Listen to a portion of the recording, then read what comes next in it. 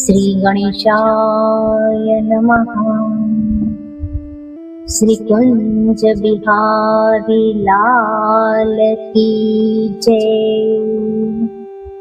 જય શ્રી કૃષ્ણ. કાનાની પ્રિય ગોપીઓ, આપ સૌનું મારી ઓમ ડિવાઇન કથા યુટ્યુબ ચેનલ પર હાર્દિક સ્વાગત છે. આજે હું તમને પુરુષોત્તમ માસ કથાના અધ્યાય 24 ની આવતી કથા કહી રહી છું, જેનું નામ છે દીપદાનનો મહિમા.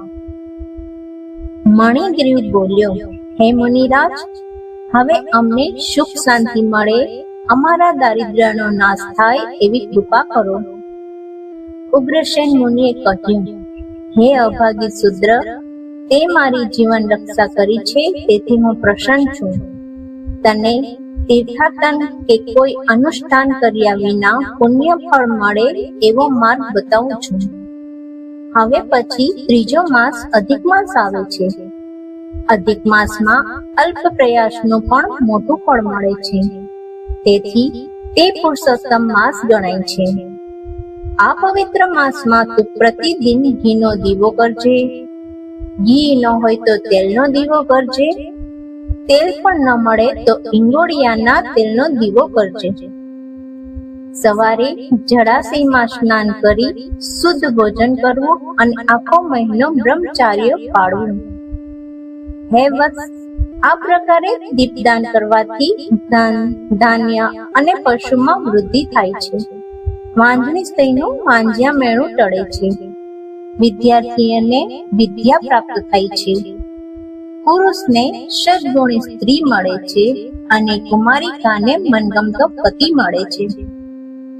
હે મણિગ્રીવ, આ પ્રમાણે અખંડ દીવો રાખી દીપદાન કરવાથી તું સુખી થઈશ અને તારા સર્વ સંકટોનું નિવારણ થશે.